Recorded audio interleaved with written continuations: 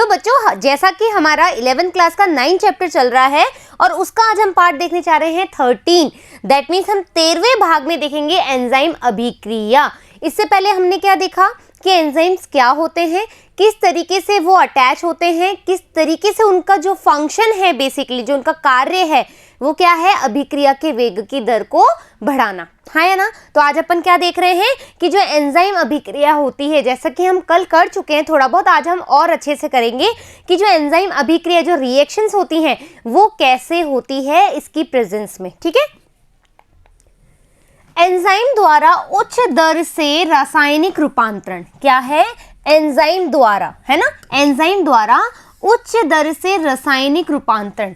जैसा कि अपन बात कर चुके हैं कल, एंजाइम के अंदर हमने क्या देखा था कि जब एंजाइम हमने पढ़ा, है ना, तो वहां पर क्या हो रहा था कि पहले ये वाला था, है ना, और H2O था, फिर अपना बन गया था H3CO2, है ना, सॉरी CO2, है ना, ये बन गया था। तो पहले क्या बन रहा था जब एंजाइम नहीं था, तो सिर्फ 200 मॉलिक्यूल बन रहे थे ना, 200 मॉलिक्यूल बन रहे थे, कितने घंटे में, 1 घंटे में, हाँ या ना, जब रसायन जिसमें एंजाइम नहीं था।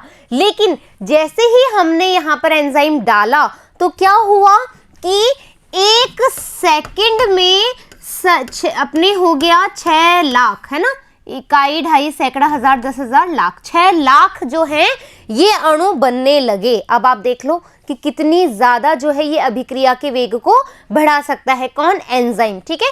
तो रासायनिक या उपापचयी रूपांतरण एक अभिक्रिया होती है, हाँ या ना, अभिक्रिया होती है जो रसायन उत्पाद में रूपांतरित होता है, उसे क्रियाधार कहते हैं। यानी कि जिसको मैंने उत्पादक कहा था, एक्चुअल में उसको हम क्रियाधार कहते हैं, सबस्ट्रेट को।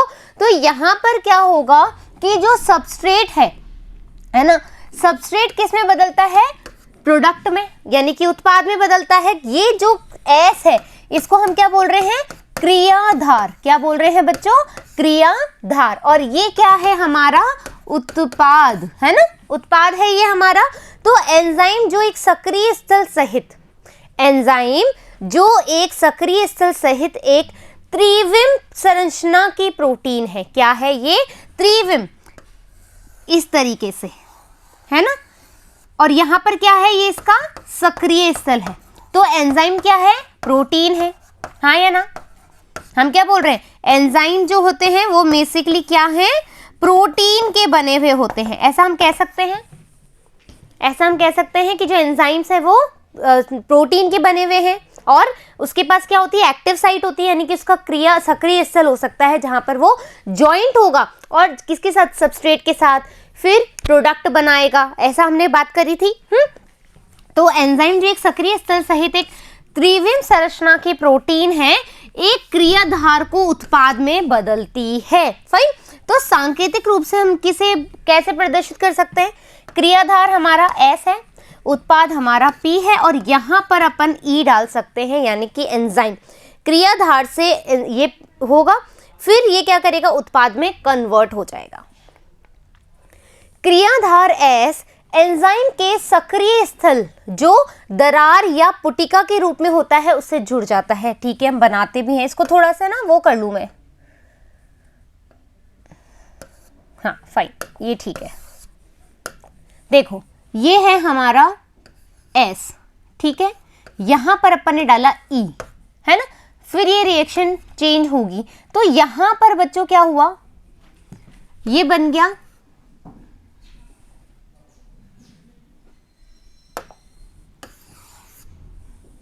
है ना, ये बन गया हमारा ES कॉम्प्लेक्स, ठीक है, ES कॉम्प्लेक्स बन गया।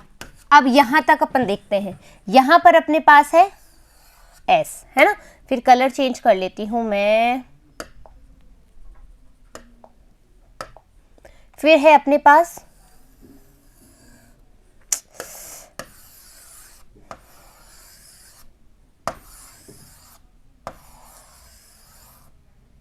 क्या बात है भाई,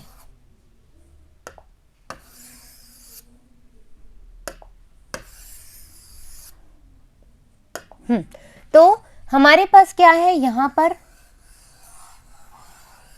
ये है हमारा एंजाइम, है ना, यानी कि उत्प्रेरक, है ना, उत्प्रेरक है।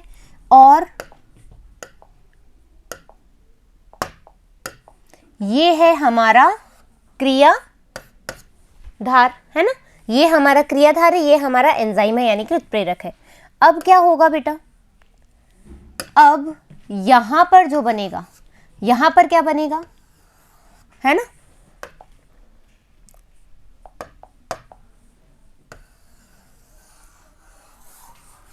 इस तरीके से ये कॉम्प्लेक्स बन गया ES। यहां पर ये क्या है, इसकी एक्टिव साइट है। क्या है, एक्टिव साइट।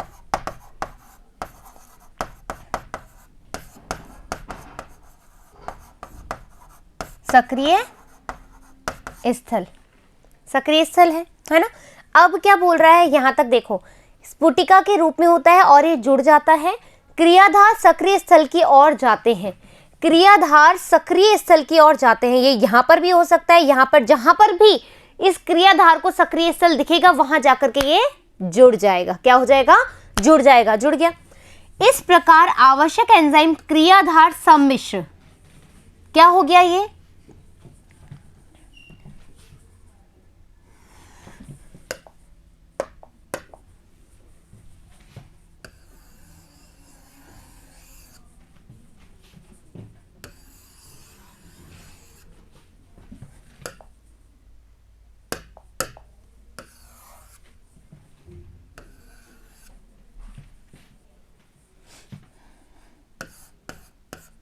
क्रियाधार, उत्प्रेरक, उत्प्रेरक,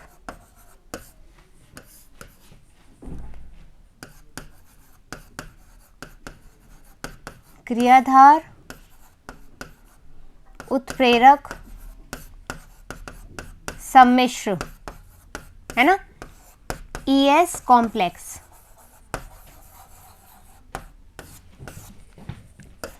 एंजाइम,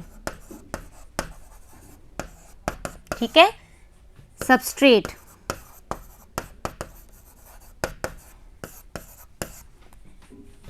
ये देखो यहां तक की बात समझ में आ गई क्या। क्रियाधार, ये इसकी है एक्टिव साइट, यहां लिख देती हूं एक्टिव साइट यानी कि सक्रिय स्थल। अब देख लो, क्रियाधार हमेशा एंजाइम के सक्रिय स्थल की ओर जाता है, वहां पर जाकर के क्रियाधार और एंजाइम जो होता है आपस में जुड़ जाते हैं और क्रियाधार उत्प्रेरक सम्मिश्र बना लेते हैं, यानी कि एंजाइम सबस्ट्रेट कॉम्प्लेक्स बना लेते हैं। क्या बना लेते हैं, एंजाइम सबस्ट्रेट कॉम्प्लेक्स बना लेते हैं। यहां तक क्लियर। अब क्या बोल रहा है, इस प्रकार आवश्यक एंजाइम क्रियाधार सम्मिश्र का अब अविकल्पीय निर्माण हो जाता है। क्या हो जाता है, अविकल्पीय, इसके आगे कोई विकल्प नहीं है अपने पास, इसलिए क्या है, ये अविकल्पीय निर्माण हो जाता है। ई यानी कि एंजाइम को प्रदर्शित करता है। ई अभी हमने देखा, इस समूह का निर्माण एक अल्पकालिक घटना है, यानी कि ये देखो बच्चों, ये क्या है, एक अल्पकालिक घटना है, अल्पकालिक घटना है। क्या, ये कॉम्प्लेक्स है ना, ये जो ES कॉम्प्लेक्स बना है ये अल्पकालिक है। अल्पकालिक क्यों होगा ये बताओ, अरे क्यों नहीं होगा, इसलिए होगा बिकॉज ऑफ, अब ये क्या करेगा, आगे जाके प्रोडक्ट बनाएगा। क्या एंजाइम सबस्ट्रेट के पास चिपका रहेगा क्या, नहीं ना, ये क्या करेगा, प्रोडक्ट के साथ भी बाइंड अप होगा, ज्वाइंट होगा, एड ऑन होगा, उसके साथ जाकर के कनेक्ट होगा और वहां पर जाकर के ये क्या बनाएगा, EP कॉम्प्लेक्स, यानी कि एंजाइम प्रोडक्ट कॉम्प्लेक्स बनाएगा। जब प्रॉपर तरीके से प्रोडक्ट बन जाएगा तब ये एंजाइम निकल जाएगा और हमारा जो एक्चुअल प्रोडक्ट है वो हमें मिल जाएगा। तो इसलिए ये कैसी घटना होगी, अल्पकालिक, यानी कम समय के लिए ये घटना होगी।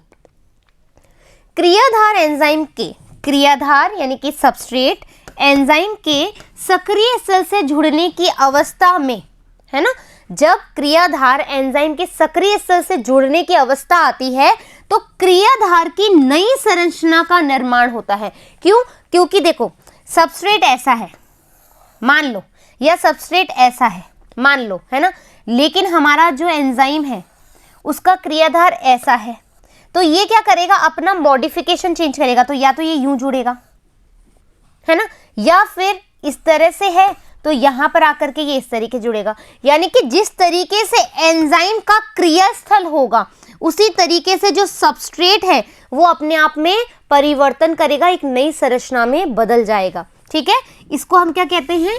संक्रमण अवस्था संरचना। भैया संक्रमण क्यों बोला? क्योंकि हम उससे अफेक्टेड हो रहे हैं। किससे? सबस्ट्रेट एंजाइम से अफेक्ट हो रहा है, संक्रमित हो रहा है, इसलिए वो अपनी अवस्था या संरचना में क्या करेगा? बदलाव करेगा और एक नई अवस्था में तब्दील हो जाएगा। कोई डाउट है यहाँ पर? किसी भी तरीके से एक एक लाइन में, एक एक शब्द में? नहीं है। आगे बढ़ते हैं। इसके बाद शीघ्र ही प्रत्यास्थापित बंध टूटने या बनने के उपरांत सक्रिय स्थल से उत्पाद अवमुक्त होता है। देखें जरा क्या हुआ। यहां पर तो बनाने का कोई मतलब ही नहीं है, एक स्लाइड और जोड़ लेते हैं। ठीक है, तो क्या हुआ? हमारे पास ये था, छोटा छोटा बनाऊंगी, ओके। फिर हमारे पास ये था, है ना। फिर हमारे पास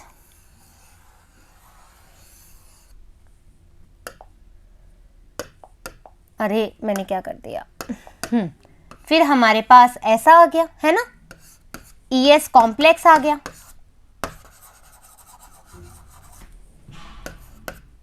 फाइन।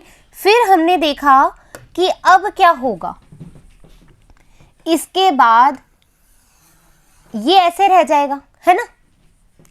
और कोई कलर है क्या? देखें एक बार। वाइट, ठीक है।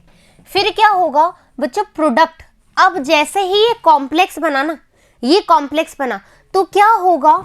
एक प्रोडक्ट बनेगा। ये देखो प्रोडक्ट, है ना। इसको ऐसे ऐसे कर लो, ठीक है। ये क्या है? प्रोडक्ट है, यानी कि उत्पाद। उत्पाद का क्या होना शुरू हो जाएगा? रिलीज होना शुरू हो जाएगा। तो यहां पर ये E+P कॉम्प्लेक्स भी बना है, E+P कॉम्प्लेक्स भी बना है, हाँ या ना। अब क्या होगा बच्चों? जो एंजाइम है यहां पर अपना बन जाएगा, ये उत्पाद बन गया। ये लो, ये बन गया हमारा प्रोडक्ट, और ये हमारा एंजाइम हो गया अलग। समझ में आई कि एंजाइम ने प्रोडक्ट के साथ करा, इसने भी अपना कंफर्मेशन चेंज किया। देखो प्रोडक्ट हमारा ऐसा था, सबस्ट्रेट ऐसा था, प्रोडक्ट हमारा चेंज हो गया, अलग बन गया ना। प्रोडक्ट बना तो अलग बनेगा, सबस्ट्रेट की तरह थोड़ा ना बनेगा। ये देखो हो गया हमारा। अब ये क्या कहना चाह रहा है? इसके बाद शीघ्र ही प्रत्यास्थापित बंध, यानी कि जो S के साथ में E कॉम्प्लेक्स था, SE कॉम्प्लेक्स था या ES कॉम्प्लेक्स था, उसमें बॉन्डिंग जो है टूटने लगी। और उसके उपरांत क्या हुआ? उसके बाद क्या हुआ? सक्रिय स्थल से उत्पाद जो है अवमुक्त हो गया। जो अवमुक्त हो गया यानी कि जो P बना, है ना, EP वाला जो कॉम्प्लेक्स बना, वहां से P जो है रिलीज हो गया और एंजाइम अलग हो गया, यानी E और P अलग अलग हो गए। क्रियाधार की संरचना उत्पाद की संरचना में रूपांतरित हो जाती है। यस, क्रियाधार यहां पर नहीं थे अपन। जो क्रियाधार है वो किस में कन्वर्ट हो गया? प्रोडक्ट में हो गया, उत्पाद में हो गया। आप संरचना में परिवर्तन देख रहे हैं, यहां पर संरचना अलग अलग है, येलो और व्हाइट अलग अलग संरचना है, यही हम कहना चाह रहे हैं। रूपांतरण का यह पथ अथवा कथित संक्रमण अवस्था, कथित संक्रमण अवस्था द्वारा होता है। क्योंकि क्या हुआ भाई, जैसे आप एंजाइम से जुड़ोगे आप अपना मॉडिफिकेशन चेंजेस कर लोगे, है ना, स्ट्रक्चर चेंज कर लोगे। जैसे ही आप प्रोडक्ट से जुड़ोगे फिर प्रोडक्ट अपनी संरचना चेंज कर लेगा। तो सबस्ट्रेट क्या हुआ? प्रोडक्ट में चेंज हो गया, यानी कि जो क्रियाधार है वो उत्पाद में परिवर्तित हो गया with the help of enzyme, enzyme की सहायता से या उत्प्रेरक की सहायता से। क्लियर बात? स्थायी क्रियाधार व उत्पाद के बीच में बहुत सारे रूपांतरिक संरचनात्मक अवस्था होती है, यानी कि बहुत सारा मॉडिफिकेशन होता रहता है। जो एंजाइम है एक्चुअल में वो क्या करता है? जो सबस्ट्रेट होता है उसको प्रोडक्ट में कन्वर्ट करने के लिए क्या करता है? सबस्ट्रेट और जो प्रोडक्ट है उसके जो स्ट्रक्चरल मॉडिफिकेशन करता रहता है, यानी कि संरचनात्मक, सॉरी बच्चों, है ना, क्या करता रहता है? संरचनात्मक मॉडिफिकेशन करता रहता है। हाँ, तो स्थायित्व का जो संबंध है बच्चों वो कैसा है, अणु की ऊर्जा अवस्था या संरचना से जुड़ा हुआ होता है। यानी कि अब देखेंगे अपन स्टेबिलिटी। स्टेबिलिटी देखने से पहले और ये डायग्राम समझाने से पहले मैं आपको कुछ एक चीजें बताना चाहती हूँ, वो समझ लो, ठीक है। क्या होगा बच्चों, जैसे ये है हमारा क्रियाधार, है ना, अच्छे से समझ लेना, ये समझ लोगे तो चीजें जल्दी समझ में आएगी क्योंकि क्वेश्चन आता है इसमें से। ये है हमारा क्रियाधार, है ना। क्रियाधार किस में बदलता है, प्रोडक्ट में, यानी कि उत्पाद में, हाँ या ना, ठीक है। जब क्रियाधार उत्पाद में बदलता है तो आपको पता है ये कैसी है भाई, सीधी सी बात है ना कि क्रियाधार उत्पाद में बदलेगा, तो यानी कि ये कैसा है, स्वतः ही हो रही है ये क्रिया। ये क्रिया कैसी हो रही है, स्वतः हो रही है, यानी कि ये कैसी है, स्पॉन्टेनियस, है ना।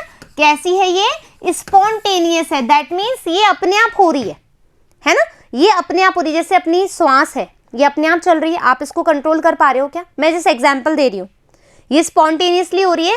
वैसे ही जो क्रियाधार है वो प्रोडक्ट में बदल रहा है, तो यहां पर क्या होगा, जो सिस्टम है ना, सिस्टम यानी कि जहां पर ये क्रिया हो रही है वहां पर जो एनर्जी है वो ऑलरेडी ही बन रही है ना, ऑलरेडी ही क्या बन रही है ना, एनर्जी बन रही है। हमें अलग से एनर्जी देने की जरूरत नहीं है।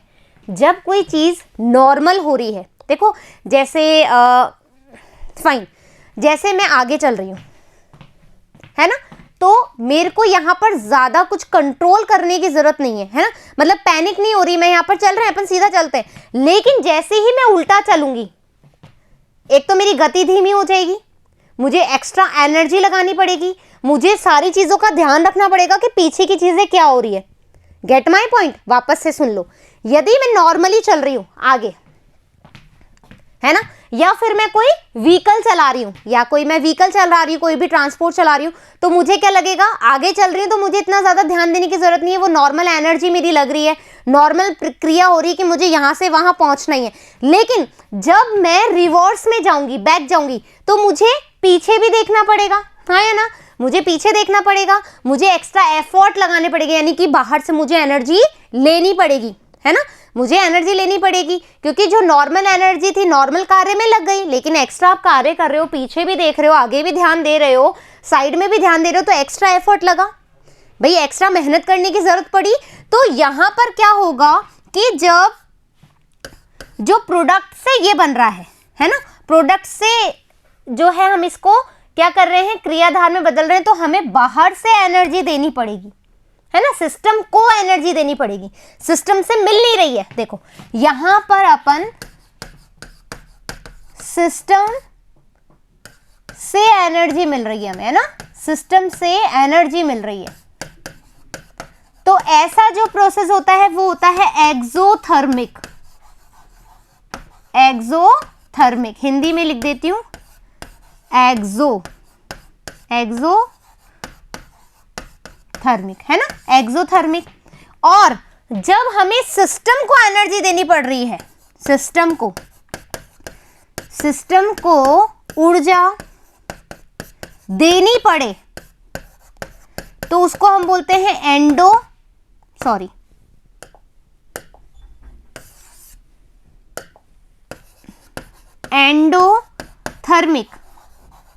एंडोथर्मिक, यानी कि यहां पर जो रिएक्शन है वो कैसी है, नॉन स्पॉन्टेनियस है ना, स्वतः ही नहीं हो रही है, स्वतः ही नहीं हो रही है, ये स्वतः नहीं हो रही है, अपने आप नहीं हो रही है, यहां पर इसको फोर्स लगाना पड़ रहा है, एनर्जी देनी पड़ रही है। लेकिन ये जो है क्रियाधार प्रोडक्ट में बदल रहा है, तो ये अपने आप बदल रहा है, इसको आराम से एनर्जी इसकी खुद की है, सिस्टम से एनर्जी मिल रही है, यहाँ पर अपन किसी को एक्स्ट्रा एफर्ट नहीं लगाने पड़ रहे, सीधा सीधा चल रहे हैं। तो ऐसी जो चीज होगी वो होगी एक्सोथर्मिक, है ना, यानी कि नॉन, यहाँ पे स्पॉन्टेनियस है, अपने आप हो रही है क्रिया, यहाँ पे ऊर्जा की आवश्यकता हमें नहीं पड़ेगी। बच्चों क्वेश्चन आता है इसलिए अच्छे से समझ लो, ये अपनी बुक में नहीं है, लेकिन हमें यहाँ समझना पड़ेगा कि अंदर की बात क्या है। जब हमारा क्रियाधार प्रोडक्ट में, उत्पाद में बदल रहा है तो हमें ये नॉर्मल फंक्शन है, यानी कि स्वतः क्रिया है ना, अपने आप होने वाली क्रिया है, ये स्पॉन्टेनियस रिएक्शन है और यहाँ पे हमें ऊर्जा की आवश्यकता नहीं पड़ती, अलग से बाहर से देनी नहीं पड़ती, क्योंकि ऑलरेडी सिस्टम की जो एनर्जी है वो यूटिलाइज कर रहे हैं। ठीक है, तो ऐसी रिएक्शन स्पॉन्टेनियस होगी और एक्सोथर्मिक भी हम इसको बोलेंगे। क्या बोलेंगे? एक्सोथर्मिक। फाइन। अब क्या होगा, जब प्रोडक्ट से क्रियाधार बनेगा, है ना, जब, तो यहां पर हमें एनर्जी देनी पड़ रही है, एनर्जी देनी पड़ रही है, तो यानी कि ये एंडोथर्मिक, अंदर से हम दे रहे हैं ना सिस्टम को। एंडोथर्मिक कैसी रिएक्शन है? नॉन स्पॉन्टेनियस, यानी मैं रिवर्स में जा रही हूं, मैं आगे की जगह रिवर्स में जा रही हूं, मुझे एक्स्ट्रा एफर्ट लगाना पड़ रहा है, तो ये कैसा हो गया? नॉन स्पॉन्टेनियस हो गया, यानी कि एंडोथर्मिक, और यहां पर सिस्टम को ऊर्जा देनी पड़ रही है। ये बात क्लियर? अब यहां पर यदि इसे चित्रात्मक लेखा चित्र के रूप में प्रदर्शित करें, अब अपन क्या कर रहे हैं? प्रदर्शित कर रहे हैं, तो y अक्ष पर अंतर्निहित ऊर्जा, अंतर्निहित है ना, ऊर्जा अंश को व्यक्त करता है, और x अक्ष, पहले सुन लो फिर मैं बताऊंगी कैसे, पूरा बनवाऊंगी, डोंट वरी।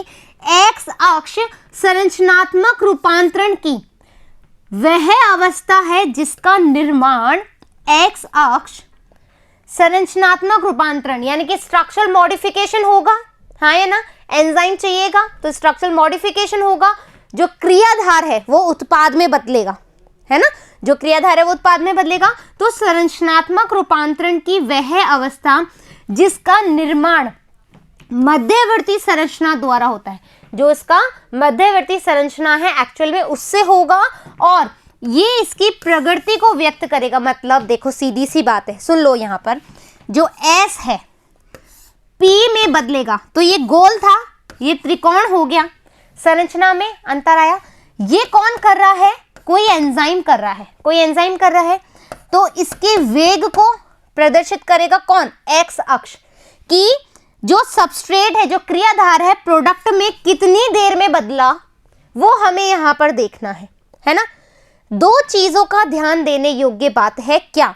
क्रियाधार व उत्पाद के बीच में ऊर्जा स्तर का अंतर, यानी कि ऊर्जा, जो हम ऊर्जा देंगे वो देखेंगे। तो अपन इसको पहले बना लेते हैं, है ना, हम इसको बना लेते हैं। ठीक है, ये तो हो गई हमारी क्रियाधार की दर,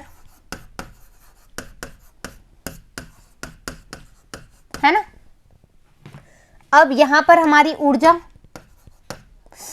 लिख दिया, देखो उल्टा लिखने के चक्कर में यहां पर क्या हो रहा है, एनर्जी लगानी पड़ रही है। ऊर्जा विभव, ये कौन सा हो गया हमारा? y अक्ष, ये हमारा x अक्ष। ठीक है, यहां पर अपना जो है हम ऊर्जा का विभव देखेंगे इस वाले पॉइंट पर। अब क्या होगा बच्चों, सबसे पहले सुन लो, यहां पर मैं एक पहले बना रही हूं, यहां पर अपने यहां पर हद है, यहां पर कोई बात नहीं, आने दो उसको भी। यहां पर अपना क्या है? क्रियाधार है। क्या है अपना? क्रियाधार। लिख दूं मैं यहां पे, ये लो क्रियाधार, है ना। और यहां पर अपना क्या है? इसको अलग कलर से बनाना पड़ेगा, रेड से बना दूं। यहां पर जो है वो है अपना प्रोडक्ट, यानी कि उत्पाद। अब देखो तुम, यहां क्रियाधार है, यहां प्रोडक्ट है, तो एनर्जी किसकी ज्यादा है? S की है, P की कम है, यानी कि ये कौन सी रिएक्शन है भाई? S से P बन रहा है, S से P बन रहा है, तो ये स्पॉन्टेनियस है। स्पॉन लिखते लिखते भूल जाते हैं, है ना। स्वतः ही वाली रिएक्शन है, स्वतः रिएक्शन है, तो ऊर्जा कैसी होगी? एक्सोथर्मिक, है ना, एक्सोथर्मिक होगी। मैं इसलिए बताती हूं आपको, कोई भी चीज यदि ग्राफ पढ़ना नहीं आएगा ना तुमको, तो कुछ नहीं कर सकते हो भाई। आप देख रहे हो क्रियाधार से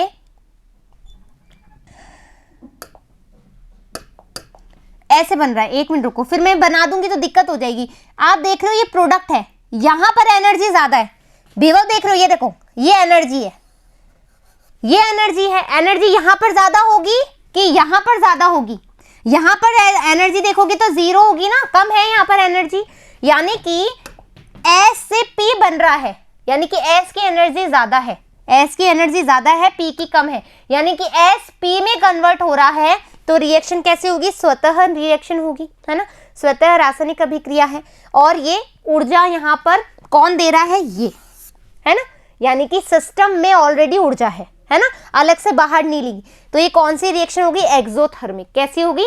एक्सोथर्मिक। ठीक है, एक्सोथर्मिक रिएक्शन हो गई। यहां तक समझ में आया? अब देखो आगे, ऐसे पहले बच्चों, तुम एक बात सोचो, जब अपन दौड़ लगाते हैं, हमें कोई रेस है मेरी, मैं दौड़ लगा रही हूं, तुम क्या उठ करके दौड़ लगाने आ जाओगे तो क्या तुम दौड़ जीत जाओगे? क्या अभ्यास करना पड़ेगा, थोड़ी ऊर्जा लगानी पड़ेगी। पहले तुम वार्म अप करोगे, वार्म अप करोगे, और वार्म अप करने के बाद तुम एक एनर्जी डेवलप हो जाएगी और फिर तुम भागते हुए नजर आएगो, है ना, फिर तुम एकदम भागते हुए नजर आओगे। तो क्या कह रहे हैं, जब जो हमारे क्रिकेटर्स हैं वो क्या करते हैं, बैटिंग करने से पहले या बॉलिंग करने से पहले वार्म अप करते हैं। ये तो सभी जानते होंगे, चाहे गर्ल्स हो चाहे बॉय हो, है ना। कोई भी कार्य करने से पहले आप खुद को तैयार करते हो। इसी तरीके से जो एस है, जो क्रियाधार है, इसको पता है इसको प्रोडक्ट बनाना है, तो इसको खुद की एनर्जी थोड़ी लगानी पड़ेगी।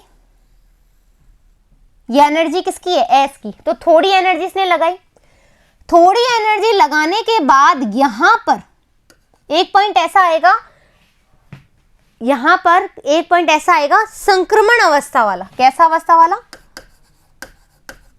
संक्रमण अवस्था आएगी। कौन सी अवस्था आएगी? संक्रमण अवस्था, है ना। संक्रमण अवस्था क्या होती है? आओ देखते हैं अपन।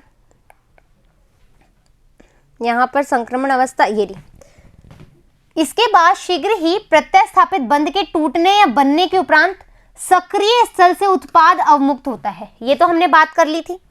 क्रियाधार की संरचना उत्पाद की संरचना में रूपांतरित हो जाती है, यानी कि क्रियाधार से प्रोडक्ट बनने वाला है। अब देखो रूपांतरण का यह पथ, जहां पर हमने क्या बोला कि भैया एस से, क्या कर रही हूं मैं, एस से हमारा प्रोडक्ट बन रहा है, एस से हमारा प्रोडक्ट बन रहा है, तो यहां पर बहुत सारे स्ट्रक्चरल मॉडिफिकेशन होंगे, रूपांतरण होंगे। तो ये फेज जो होगी, ये जो है, ये इसकी क्या है? संक्रमण अवस्था है।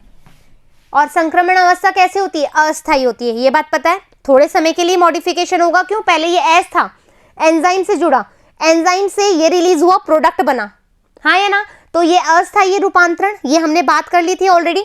तो ये कैसी है? संक्रमण अवस्था। यहां पर जो एक एनर्जी होती है बच्चों, यहां पर जो एक एनर्जी होती है, देखो एंजाइम रहित सक्रियण ऊर्जा, क्या बोलते हैं इसको? सक्रियण ऊर्जा। ये जो ऊर्जा है, ये क्या करती है?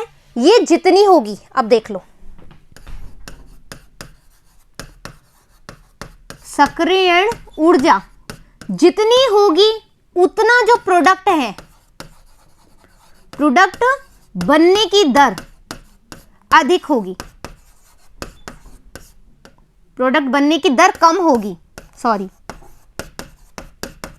कम होगी। मतलब सक्रियण ऊर्जा जितनी ज्यादा होगी, प्रोडक्ट उतना कम बनेगा, उतना देर, मतलब जो समय है, जो प्रोडक्ट बनने का समय है वो क्या होगा? ज्यादा समय लगेगा। हाँ, दर तो कम होगी और समय जो है, प्रोडक्ट बनने का जो समय है वो ज्यादा होगा। यदि ये सक्रियण ऊर्जा ज्यादा होगी तो जो प्रोडक्ट बनने में जो टाइम है ये भी क्या होगा? ज्यादा होगा। यानी कि जो समय है ना, जो समय है वो भी ज्यादा होगा, हाँ है ना। अब क्या होगा? हम इस सक्रियण ऊर्जा को, यदि मैं इस सक्रियण ऊर्जा को कम कर दूं, कम कर दिया मैंने, पहले इतनी थी अब इतनी हो गई, इस सक्रियण ऊर्जा को करूंगी तो प्रोडक्ट मेरा कम समय में बन जाएगा। तो सक्रियण ऊर्जा है ना, कम कर दूंगी तो समय भी मेरा कम लगेगा, किसमें? उत्पाद बनने में।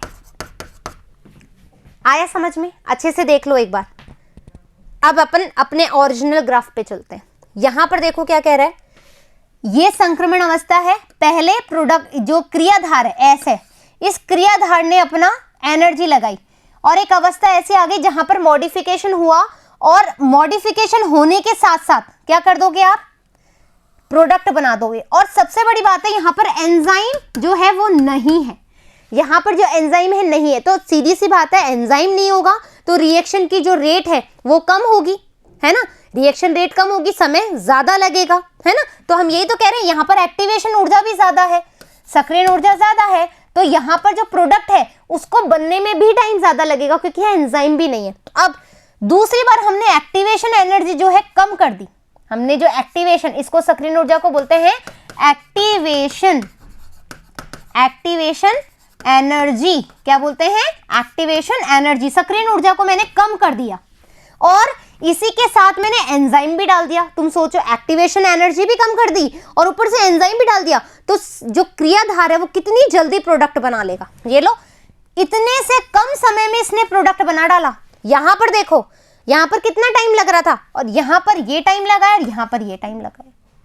आगे बात समझ में कि आप यदि सक्रियण ऊर्जा को बढ़ाओगे तो प्रोडक्ट बनने का समय भी बढ़ेगा, यदि आप सक्रियण ऊर्जा को कम करोगे तो प्रोडक्ट बनने का टाइम भी कम होगा क्योंकि आपने एंजाइम भी डाला है तो रिएक्शन रेट बढ़ जाएगी। क्लियर हो गई बात? यहां तक किसी को कोई दिक्कत नहीं? आगे बढ़े। क्लियर? मैंने भी ये चीज समझाई है, एक्टिवेशन एनर्जी को कम कर दोगे तो प्रोडक्ट है वो जल्दी बन जाएगा। यदि उत्पाद क्रियाधार से नीचे स्तर का है, यदि जो उत्पाद है वो क्रियाधार के नीचे का स्तर का है तो अभिक्रिया बाह्य ऊष्मीय होगी। यदि उत्पाद क्रियाधार से नीचे स्तर का है ना, नीचे स्तर का है, तो जो रिएक्शन है वो कैसी होगी, एक्सोथर्मिक। हाँ या ना, एक्सोथर्मिक यानी कि बाह्य ऊष्मीय, ठीक है, बाह्य ऊष्मीय होगी। यही लाइन मैंने समझाई है आपको 2-3 बार कि इस प्रोडक्ट जो है वो ऐसे कम होगा तो हमारा जो रिएक्शन होगा वो एक्सोथर्मिक होगा, बाह्य ऊष्मीय होता है। इस अवस्था में उत्पाद निर्माण हेतु ऊर्जा आपूर्ति करने की आवश्यकता नहीं होती। यहां पर हमें एक्स्ट्रा एनर्जी नहीं देनी पड़ रही है, यहां पर हमें एक्स्ट्रा एनर्जी नहीं देनी पड़ रही है। किस अवस्था में? बाह्य ऊष्मीय अवस्था में हमें ऊर्जा जो है वो नहीं देनी पड़ रही है, यही बोला मैंने, यानी कि एक्सोथर्मिक। फिर भी चाहे ये बाह्य ऊष्मीय हो या स्वतः परिवर्तित यानी कि स्पॉन्टेनियस, देखो मैंने हर चीज जो बताई है बच्चों वो ही अपनी बुक में है। स्पॉन्टेनियस अभिक्रिया हो, अंतः ऊष्मीय यानी कि एंडोथर्मिक या ऊर्जा आवश्यक अभिक्रिया यानी कि यहां पर एनर्जी की रिक्वायरमेंट है, यानी कि यहां पर एनर्जी हमें देनी पड़ेगी। किसमें? एंडोथर्मिक में, अंतः ऊष्मीय में। हाँ या ना? क्रियाधार को उच्च ऊर्जा अवस्था या संक्रमण अवस्था से गुजरना पड़ेगा, यानी कि ये वाली अवस्था है ना, ये वाली अवस्था, यानी कि ये जो उच्च एनर्जी, ये जो सक्रियण अवस्था है, यहां से इसको गुजरना पड़ेगा। तो सीधी सी बात है, यहां पर जो है प्रोडक्ट बनने में वक्त लगेगा, जो हमने देखा अभी। क्रियाधार व संक्रमण अवस्था के बीच में, है ना, ये क्रियाधार और संक्रमण अवस्था, ये है हमारी संक्रमण अवस्था। क्रियाधार व संक्रमण अवस्था के बीच में औसत ऊर्जा के अंतर को, जो ये औसत ऊर्जा का अंतर है, इसको हम क्या बोल रहे हैं? हम बोल रहे हैं सक्रियण ऊर्जा यानी कि एक्टिवेशन एनर्जी, जो मैं आपको समझा चुकी हूं। कोई दिक्कत? यदि एक बार में कोई चीज नहीं समझ में आ रही है दोबारा वीडियो देख लेना, और कोई भी प्रॉब्लम आ रही है तो मुझे आप कमेंट बॉक्स में लिख सकते हो। एंजाइम क्रिया की प्रकृति। अब अपन देखेंगे एंजाइम किस तरीके से अपनी रिएक्शन करता है। प्रत्येक एंजाइम यानी ई के अणु में क्रियाधार बंधन स्थल, सबस्ट्रेट बाइंडिंग साइट मिलती है। मैंने आपको बोली है ये जो एंजाइम है, ये एंजाइम ऐसा भी हो सकता है, इसमें क्या होगा, ये लो हमारा सबस्ट्रेट, ये क्या है S, ये है हमारा E। यानी हर एंजाइम के पास क्रियाधार के जुड़ने की अवस्था स्थिति होती है। ये यहीं आके ऐसे जुड़ेगा, है ना, सॉरी ये ऐसे आएगा, है ना, ये यहीं आके जुड़ेगा, जुड़ रहा है भाई, जुड़ रहा है ना, ये चीज देखो, ये लो जुड़ गई, ये जो है मेरा, ये क्रियाधार जो है ये जुड़ गया इसमें आकर के, ये क्या है, एंजाइम है, ये मेरा सबस्ट्रेट है। प्रत्येक एंजाइम के अणु में क्रियाधार बंधन स्थल, ये जो आप देख रहे हो ना, ये बंधन स्थल है, क्रियाधार बंधन स्थल, ठीक है, क्रियाधार बंधन स्थल होता है। जो क्रियाधार से बंधकर सक्रिय एंजाइम क्रियाधार सम्मिश्र, यानी कि ये जो बना है इसको हम क्या बोलेंगे, क्रियाधार एंजाइम सम्मिश्र। हम बहुत बार पढ़ चुके हैं इस बारे को, ES कॉम्प्लेक्स, है ना, ES कॉम्प्लेक्स, ES कॉम्प्लेक्स, है ना, ये पढ़ चुके हैं अपन। तो ES का निर्माण करता है, यह सम्मिश्र अल्पावधि का होता है, अल्प अवधि का, क्योंकि मैंने बताया यदि ये जुड़ा रहेगा ना तो ये प्रोडक्ट कैसे बनाएगा, यदि ये यदि ये ES ही बना रहेगा तो ये EP में कैसे बदलेगा, ये EP में कैसे बदलेगा, तो यानी कि ये क्या हुआ, अल्पविधि हुआ, है ना, अल्पाविधि, यानी कि यहां पर जो समय है कम होगा, कम समय के लिए ही होगी, ये जो रिएक्शन है ये कम समय के लिए होगी, क्यों, क्योंकि ES को EP में कन्वर्ट होना है, ठीक है। यह सम्मिश्र अल्पावधि का होता है जो उत्पाद एवं अपरिवर्तित एंजाइम से विघटित हो जाता है, जिससे कि पूर्व मध्यावस्था के रूप में एंजाइम उत्पाद, यानी कि EP, हमने यही तो बनाया, EP हमने बनाया, जटिल का निर्माण करता है। अब यानी कि अब देखो क्या हुआ, ये मैंने आपको बहुत बार समझा दिया, बट फिर भी मेरे को कोई दिक्कत नहीं आती समझाने में बार बार। हमारे पास S था, हमने इसमें E डाला, ES बन गया। अब ES से क्या बना, यहां पर हमारा EP आ गया, S किस में कन्वर्ट हो गया, P में, E ऐसा का ऐसा ही रहा, हाँ है ना। अब ये क्या करेगा, P E, आया समझ में, ये चीज हमने देखी थी, पूर्व मध्यावस्था के रूप में एंजाइम उत्पाद EP जटिल का निर्माण हो जाता है, एंजाइम क्रियाधार जटिल ES का निर्माण उत्प्रेरण के लिए आवश्यक होता है। यदि तुम ES ही नहीं बनाओगे तो EP कैसे बनेगा, यानी इन दोनों का जुड़ना बड़ा आवश्यक है, इन दोनों का जुड़ना बहुत ही आवश्यक है। यदि तुम सबस्ट्रेट और एंजाइम को नहीं जोड़ोगे तो क्या वो प्रोडक्ट में बदल पाएगा, भाई जो भौतिक अभिक्रिया है वो तो चल जाएगी, लेकिन रासायनिक अभिक्रिया में तो तुम्हें एंजाइम देना ही पड़ेगा, हाँ है ना, आई बात समझ में। तो ES कॉम्प्लेक्स का बनना बहुत आवश्यक है ना, बहुत आवश्यक है। आगे चलते हैं, एंजाइम क्रियाधार जटिल, फाइन, एंजाइम उत्पाद जटिल, एंजाइम व उत्पाद, कोई दिक्कत इसमें, हम देख चुके हैं। एंजाइम क्रिया के उत्प्रेरक चक्र को निम्न चरणों में व्यक्त किया जा सकता है। अब जो अपन ने ये लिखा है ना, इसी को हिंदी में इन्होंने बताया है, क्या बताया, सर्वप्रथम क्रियाधार सक्रिय स्थल से व्यवस्थित होकर एंजाइम के सक्रिय स्थल से बंध जाते हैं। तो अपन फर्स्ट स्टेप, ठीक है, ये हमारी फर्स्ट स्टेप है।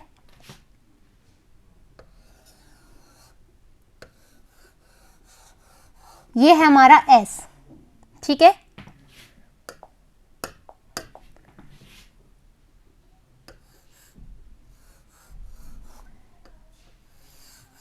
ये है हमारा ई, ठीक है। तो पहली स्टेप क्या क्लियर हुई?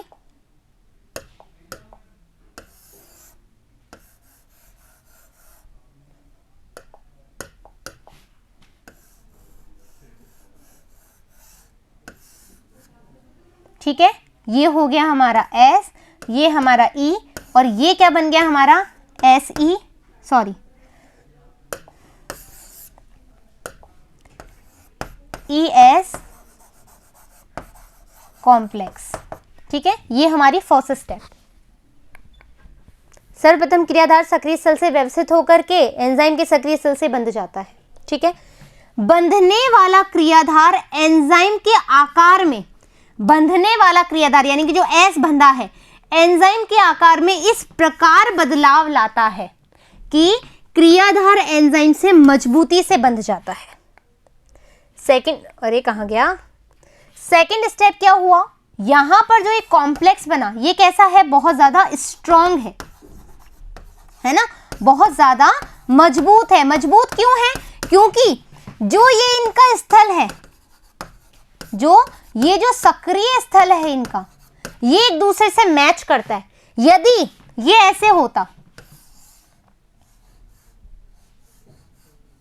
है ना, ये हमारा जो एस है वो ऐसा होता और हमारा जो एंजाइम है वो ऐसा होता, तो ये अब देखो यहां पर इतनी जगह खाली है तो थोड़ी सी भी एनर्जी दोगे तो ये अलग अलग हो जाएंगे।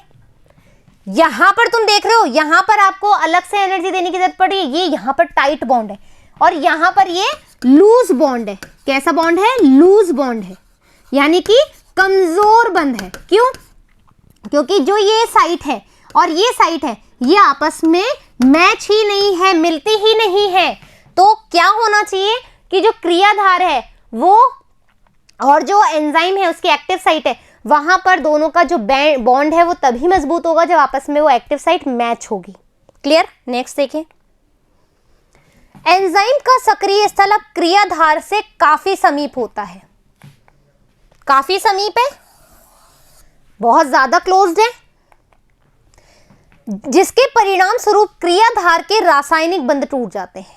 क्रियाधार के जो रासायनिक बॉन्ड होते हैं वो टूट जाते हैं और नए एंजाइम उत्पाद का जटिल का निर्माण होता है। अब क्या हुआ, यहां पर तुमने ये देखा, अब ये रफ कर रही हूं बेटू, है ना, ये तो समझाने के लिए था, रफ कर रही हूं। अब क्या हुआ,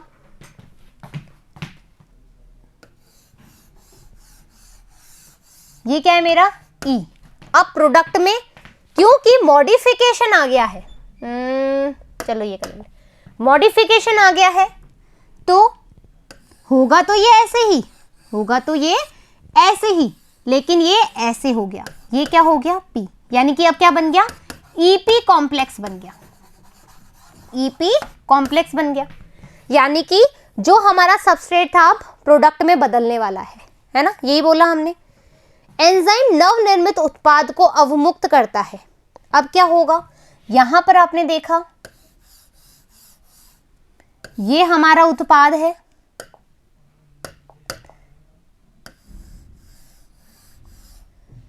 ये हमारा ई है, ये हमारा पी है। अब क्या होगा, ई जो है ना, ई अलग हो जाएगा और जो उत्पाद है हमारा वो आराम से बन जाएगा। ये हमारा पी अलग हो गया और ई अलग हो गया। ठीक है, एंजाइम नवनिर्मित उत्पाद को अवमुक्त करता है। वह एंजाइम स्वतंत्र होकर के क्रियाधार के दूसरे अणु से बंधने के लिए तैयार हो जाता है। अब दूसरे अणु से जाएगा, दूसरे मॉलिक्यूल से जुड़ेगा। इस प्रकार पुनः उत्प्रेरक चक्र चलता रहता है, यानी कि E S, E P, P और ई। अब ये ई कहाँ जाएगा, वापस से कोई दूसरे सबस्ट्रेट से मिलेगा, फिर ये ई एस बना लेगा, फिर ये ई पी बना लेगा, फिर ये क्या करेगा, पी बना देगा। यहाँ से E2 गया या E1 ही गया, फिर ये S3 से मिलेगा, S3 से मिलेगा ये ES3 बना लेगा, ES3 से बनाएगा ये EP3 बना लेगा और वापस से ये P3 और ये E बच गया। आया समझ में, यानी कि ये जो चक्र है वो चलता रहेगा। एक एंजाइम ने प्रोडक्ट बनाया, फिर दूसरा एंजाइम दूसरे अणु से मिलेगा, फिर वो प्रोडक्ट बनेगा, फिर तीसरे अणु से मिलेगा, तीसरा प्रोडक्ट बनेगा, तो ये साइकिल चलता ही रहेगा। आया समझ में कि किस तरीके से ये बच्चों जो था ना ये पार्ट, अब जो एंजाइम पे जो आ रहा है ये बहुत ज़्यादा इंपॉर्टेंट है। हर ग्राफ में आपसे पूछा जा सकता है, ठीक है, कौन सी एनर्जी को कम करो, कौन सा तरह का है, यदि तुम बाहर से ऊर्जा दे रहे हो तो किस तरह की अभिक्रिया है, एक्सोथर्मिक है कि एंडोथर्मिक है, ऊर्जा की आवश्यकता क्यों पड़ रही है, यदि प्रोडक्ट निम्न स्तर का है क्रियाधार से तो कैसी रिएक्शन है। ये सब चीज़ें समझने के लिए वापस से वीडियो देखना, 4 बार देखना, लेकिन ये चीज़ें मिस मत करना। क्यों? क्योंकि आगे और भी कॉम्प्लेक्सिटी आएगी जब आप Vmax पढ़ोगे, है ना, और जब आप रिएक्शंस देखोगे तो आपका सब ऊपर से जाएगा, ठीक है, और मैं नहीं चाहती ऐसा हो, है ना।